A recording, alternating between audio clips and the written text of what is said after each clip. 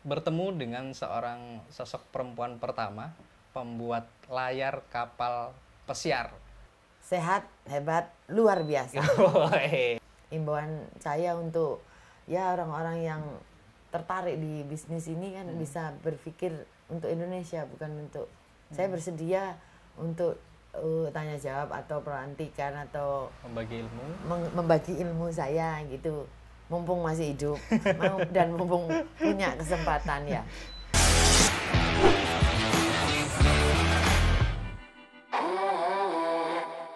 Pemirsa setia Gema Pos, kita masih ada di Bali dan ini kita sekarang sedang bertemu dengan sosok yang luar biasa. Ini susah sekali kita ketemunya, harus janji dulu karena sibuk beliaunya. Dan kita bertemu dengan seorang sosok perempuan pertama pembuat layar kapal pesiar. Nah, di Indonesia ini katanya sih baru beliau ini perempuan pertama, begitu ya Bu? Iya, betul. Ya, beliau bernama Julie Artiningsih. Selamat siang, Bu. Selamat siang. Apa kabarnya? Sehat, hebat, luar biasa. Woi, semangat sekali. Dan Bu Julie, kita panggilnya Bu Julie aja ya. Iya, bisa. Bu Julie Artiningsih ini betul memang apa ya, menjadi perempuan pertama begitu Bu ya kalau di Indonesia. Kok di Indonesia ya, saya perempuan pertama yang bisa menjahit layar kapal pinisi atau kapal pesiar di Indonesia. Oh. Khususnya Bali dan khususnya ya di Serangan ini. Oh. Dulu awal mula kok bisa masuk terjun ke aktivitas menjahit layar, Iya. seperti apa Bu? Mungkin diawali karena saya sebagai orang Indonesia yang cinta laut juga ya, suka mancing. Tapi hobi saya ini menjahit. Hobi menjahit, kebetulan suami almarhum adalah kapten, punya kapal. Tapi saya apa sih yang membuat saya itu tertarik di kapal. Jadi saya kolaborasi sama hobinya saya menjahit. Oh, ternyata layar, tapi saya ragu saat itu. Jadi saya punya buku ini, saya pelajari nih selama 7 tahun. Dan itu tidak berani. Tapi begitu memberanikan diri, karena kita kan banyak tamu nih. Banyak kadang ngumpul-ngumpul di bar, minum gitu. Mereka itu kayak, saya rasa mereka menghina Indonesia. Bahwa di sini nggak ada penjahit layar. Sedangkan waktu itu mereka pakai bahasa Inggris. Sedangkan saya nggak tahu bahasa Inggrisnya sail love itu apa. Apa ya sail love? Saya cari di kamus.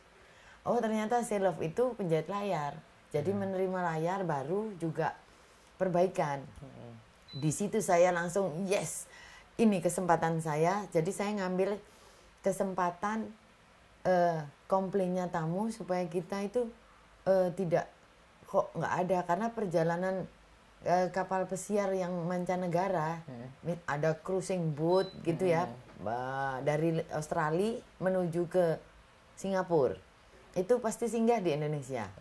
Nah, saat singgah di Indonesia mereka ada kerusakan layar, tidak tahu bagaimana di mana gitu, di mana penjahit layar gitu. Tapi langsung saya tunjuk tangan, oh we have, ada di sini. Katanya, omong kosong. Iya, saya kenalkan gitu. Akhirnya dari situ saya mulai start 19 tahun yang lalu. 19 tahun ini berarti tahun 2007. Ya sekitar itu. Saya 2004 sudah mulai berpikir. Tapi tahun 2007 saya benar-benar memberanikan diri walaupun sendiri, karena tidak ada yang bisa memikirkan bagaimana sih bikin layar gitu. Padahal negara kita kan negara maritim. Ya. Dan itu pinisi-pinisi itu dibuat di Bira, di Sulawesi. Dan orang-orang di sana juga pembuat layar. Tapi banyak orang. Dan saya hanya pencetus pertama kali untuk menggunakan mesin. Oke. Jadi bisa kita gunakan sendiri gitu. Kalau dulu kan manual. Manual. Ha. Ya, jadi harus di lapangan dan dikerjakan orang 15, orang minimal orang 7 lah. Oh, berarti Ibu ngerjainnya sendiri? Sendiri. Satu kapal? Satu kapal, ya sendiri. Tapi untuk bantuan yang lain kan untuk mungkin nggelar kain, tapi untuk jahitnya kan harus sendiri. Mestinya cuma satu. Jadi nggak mungkin bareng-bareng. Tapi dengan perkembangan teknologi itu saya bisa jahit berdua. Jadi tapi beda mesin. Jadi seperti continue, estafet gitu. Jadi awalnya ada yang ngunci tali yang di dalam kain. Sudah gitu mungkin beberapa meter mampu jangkau ke mesin berikutnya, itu langsung ditindas siksak. Jadi begitu selesai nggak kerja 2 kali, harus tali dulu, terus lipatannya lagi dijahit lagi kalau sudah selesai. Gitu aja. Luar biasa ini, bisa dibilang katanya tadi ini perempuan bisa bikin layar kapal sendirian. Kalau yang di Sulawesi mungkin ya rame-rame pakai manual masih, tapi Bu Juli ini ternyata mampu sendiri bikinnya dengan alat, bantuan alat Bu ya, tapi ya, sendiri betul. Bantuan alat, tapi untuk bantuan yang untuk anak-anak yang lain tidak menjahit, tapi untuk ngangkat-ngangkat, nata gitu. Tapi Bu, ini kan tadi katanya belajar 7 tahun. Ini belajarnya itu di mana? Autodidak atau memang ada sekolahnya sih yang untuk belajar begini Bu? Untuk ngomong sekolah saya enggak tahu sekolahnya di mana, tapi saya memang nemukan buku ini namanya Sailmaker Apprentice. Itu menerangkan tentang bagaimana cara membuat layar, cara tali temali, jadi bikin riggingnya untuk narik, apa itu saya cuma pelajari karena lama 7 tahun, karena mungkin saya nggak bisa bahasa Inggris. Jadi di situ ada gambar-gambar, saya cuma bisa ngerasakan, terus imajinasi saya sendiri. Jadi bagaimana bisa mampu. Terus untuk bikin patron kan, kalau baju kan pakai kertas saja, pakai baju diukur, tulis. Tapi kalau layar bagaimana? Jadi saya gunakan tali. Tali itu langsung di around gitu, saya kasih tanda, baru saya tarik kembali, taruh di lapangan. Karena nggak ada tempat. Tapi ya. Jadi emang berarti belajar sendiri dari buku? Betul. Luar biasa. Kalau misal gini Bu, dari dari aktivitas Ibu membuat layar ini, butuh berapa lama sih Bu untuk mengerjakan semisal satu layar gitu? Iya. Kalau ngomong satu layar itu saya bisa selesaikan sekitar 25 jam. 25 jam. Satu. Itu ukuran hari. Berapa kira-kira? Sekitar 200 meter persegi. 200 meter persegi. Kalau biasanya satu kapal pinisi itu butuh berapa kain? Kalau satu kapal pinisi tiang 3 itu tiang 2 atau tiang 3 hasil pekerjaannya itu sama. Sekitar 295 jam. Dan itu mungkin kalau dihitung sekitar 12 minggu. 12 minggu. 12 minggu itu sudah memang betul-betul siap. Artinya minggu pertama itu kita belanja bahan.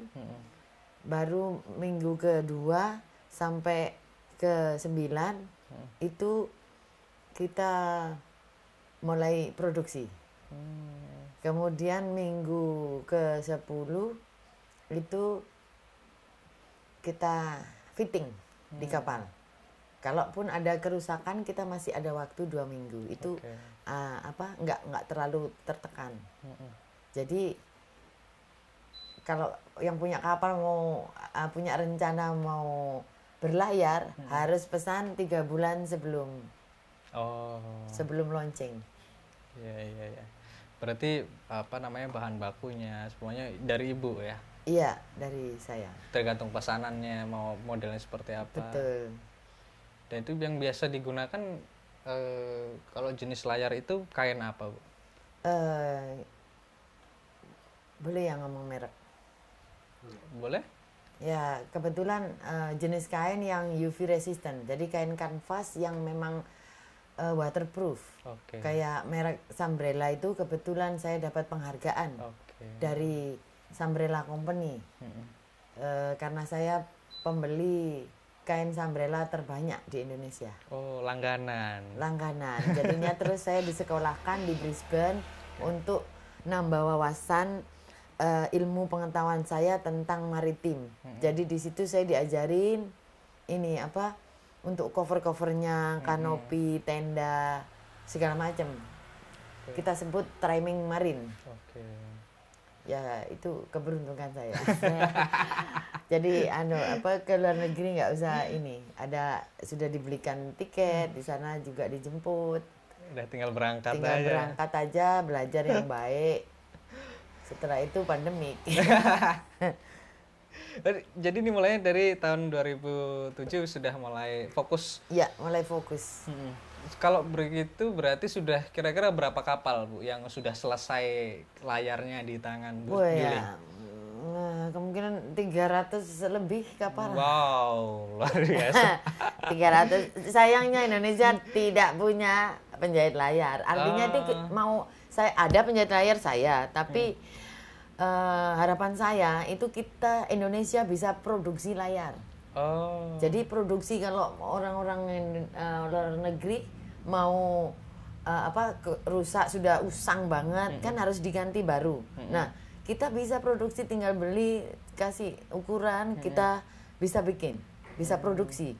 Tapi bahan yang untuk yacht selain pinisi itu kita harus import. Jadi bahannya import. Belum ada di Indonesia ya? Belum ada di Indonesia. Walaupun stainless juga untuk mata ayamnya tidak dijual di Indonesia. Tadi sudah 300-an. Terus kemudian yang paling diingat deh Bu, ini kan saya lihat ada gambar-gambar di ruangan ini. Ada beberapa kapal pinisi ya, yang mungkin ini hasil karya Ibu semua. Iya, betul. Ini yang paling bisa kasih tahu ini apa jenisnya, terus kemudian siapa dulu yang pesan gitu. Boleh nggak? Gitu, boleh. Jadi kebetulan dari kapal-kapal terbesar ya di Indonesia yang pinisi di Indonesia itu yang paling terkenal kan Dewi Nusantara, Mantamai, juga kapal Wow yang kebetulan ini kapal terbesar punya orang Prancis, sekarang sudah terbakar, makanya sekarang jadi lukisan ini untuk ya legendarisnya beliau.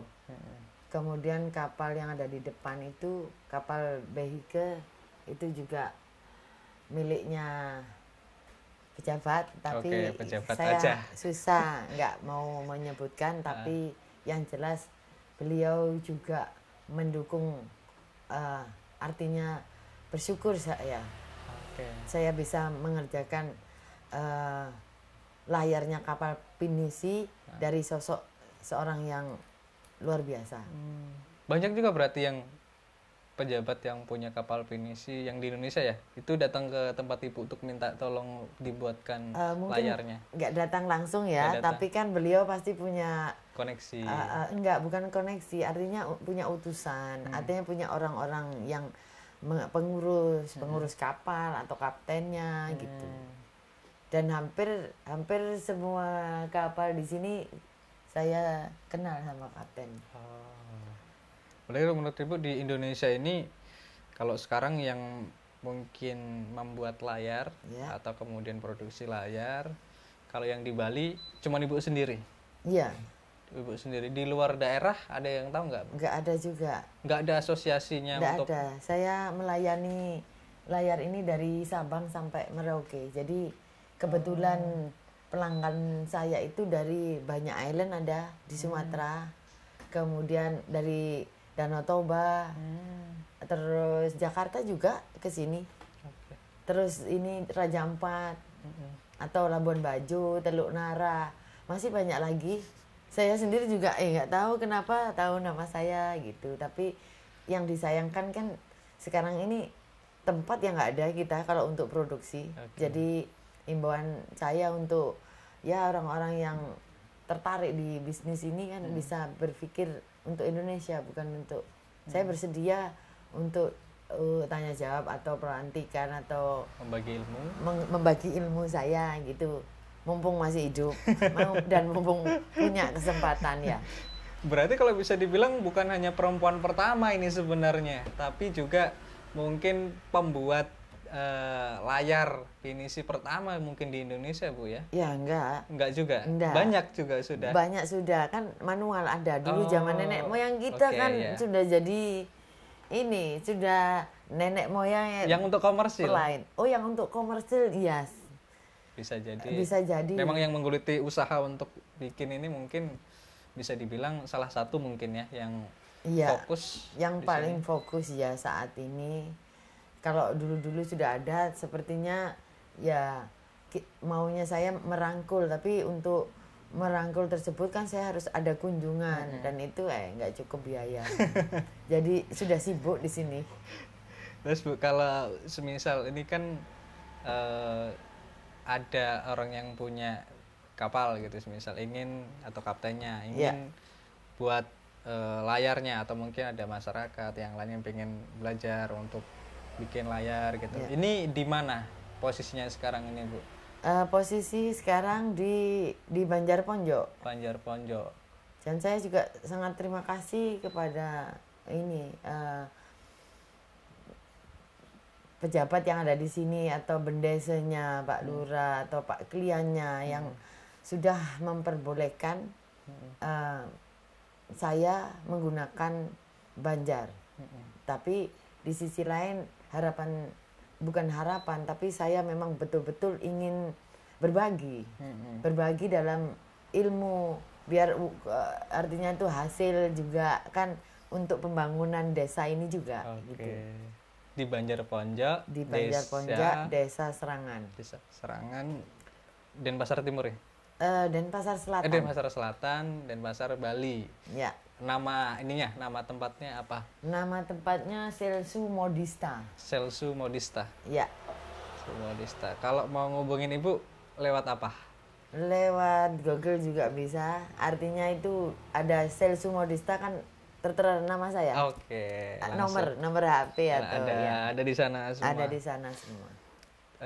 Oke, jadi nanti misal pemirsa ingin mungkin tahu lebih jauh, tahu lebih banyak, nggak apa-apa Bu ya kalau ada yang tanya-tanya belajar seperti itu, atau mungkin justru berbisnis ya langsung kontak itu, cari namanya di internet. Tapi Bu, selanjutnya ingin saya tanyakan, ini kan tadi kita ngobrolin soal bahwa hari ini di Indonesia mungkin masih sangat kurang sekali untuk aktivitas ini.